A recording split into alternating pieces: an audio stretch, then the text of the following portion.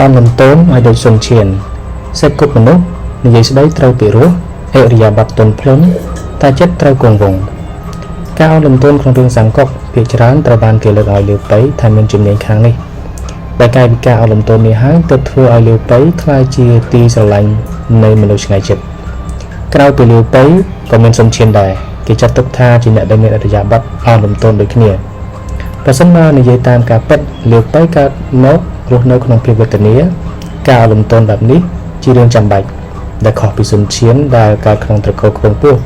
តែសុខចិត្តអនលំទោនចំពោះអ្នកដទៃតែទៅទៀតជាងខ្លួនទាំងដែលមិនចាំបាច់ធ្វើក៏ដោយ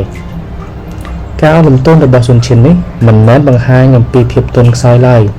តែវាជាការផ្ដល់កិត្តិយសដល់អ្នកដទៃច្រើនជាងទោះខ្លួនឯងមានឋានៈខ្ពស់ជាងក៏ដោយព្រោះនៅពេលនោះទឹកដីជាងតុងនៅមិនទាន់រឹងមាំឡើយទោះជាមានលុះសុជាជំនួយការក៏ដោយគេក៏សង្កេតឃើញថាការគ្រប់គ្រងនិងការធ្វើសង្គ្រាមនៅពេលនោះគឺនៅទន់ខ្សោយជាងនគរផ្សេងៗទៀត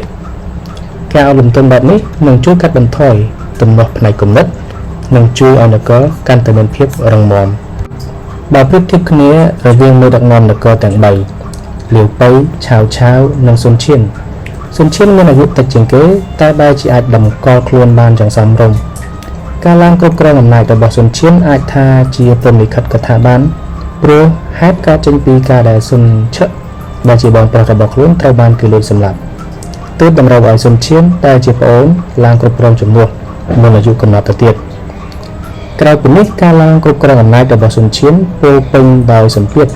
តែសល់ពីលទ្ធផលរបស់ឪពុកនិងបងប្រុសដែលធ្លាប់ធ្វើពីមុនសុនឈានជាឪពុកបានទទួលរហស្សនាមថាខ្លាខាងត្បូងក្នុងវ័យត្រឹមតែ19ឆ្នាំប៉ុណ្ណោះចំណែកឯសុនឆឹកវិញគេតាំងខ្លួនជាអ្នកដឹកនាំតាំងពី26ឆ្នាំហើយសុនឈានកាលបានមកឈរក្នុងឋានៈស្មើឪពុកនិងបងប្រុសហើយក៏ត្រូវបានគេយកទៅប្រៀបដោយពាក្យមួយថាធ្វើល្អរួចខ្លួនធ្វើអាក្រក់នឹងត្រូវស្លាប់ទីបំផុតសុនឈានក៏មានឱកាសពិសោធន៍ខ្លួនឯងពីហេតុការណ៍ដែលឆាវឆាវលើកទាហានមកទន្ទ្រាននៅឈើពីព្រោះកាលពីមុនមិនថាមន្ត្រីតូចធំសុទ្ធតែផ្ដល់យោបល់ឲ្យចុះចាញ់ទ័ពធំរបស់ឆាវឆាវទាំងអស់ព្រោះជាទ័ពដែលមានចំនួនច្រើនលើសលប់តែសុនឈានគិតថាបើព្រមចុះចាញ់សង្គ្រាមលើកនេះមិនត្រឹមតែបាត់បង់ទឹកដីជាងតុងប៉ុណ្ណោះទេសម្បីកិត្តិយសដែលឪពុកនិងបងប្រុសបន្សល់ទុកក៏ត្រូវសាបសូន្យដែរជាពិសេសដោយបានការគ្រប់គ្រងពីលាវប៉ៃនិងខុងនេះទើបសម្រាប់ចិត្តតតាំងទ័ពឆាវឆាវដែលកំពុងចូលចិត្តមកដល់ក៏ធ្វើឲ្យនាមលនមន្ត្រីដែលធ្លាប់តែមិនទុកចិត្តពីសមត្ថភាពរបស់សុនឈានផ្លាស់ប្ដូរគំនិតរបស់ខ្លួន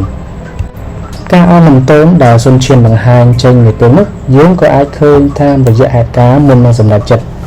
តាំងទ័ពឆាវឆាវដែរទោះនៅពេលនោះសុនឈាននិងលូស៊ូបានសម្រេចចិត្តរួចទៅហើយទោះយ៉ាងណាសង្គ្រាមលើកនេះត្រូវតែកើត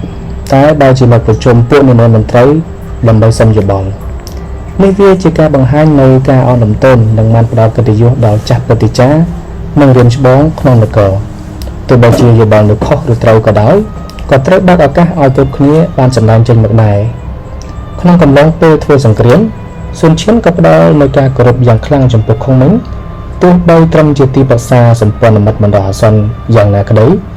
ទាំងដែលមិនចាំបាច់អនលំទោនក៏បានដែលការអនលំទោនរបស់សុនឈាននេះទៅធ្វើឲ្យខុងមិញពេញចិត្តជួយរហូតទទួលបានជ័យជំនះលើទ័ពឆាវឆាវក្នុងជីវិតការងាររំលងជួបប្រទះមនុស្សជាច្រើនទើបការអនលំទោនជារឿងមួយដែលមិនអាចខ្វះបាននៅក្នុងព្រះពុទ្ធសាសនាបានសម្ដែងពីរឿងអនលំទោននេះថាជាការមិនបង្ហាញសមត្ថភាពដែលខ្លួនមានដើម្បីគំរាមកំហែងអ្នកដទៃឬដើម្បីតែអួតអាងតែត្រូវតម្កល់ខ្លួនយ៉ាងស្ងប់ស្ងៀមការចេះអនលំទោនទោះក្នុងការធ្វើការឬការរស់នៅ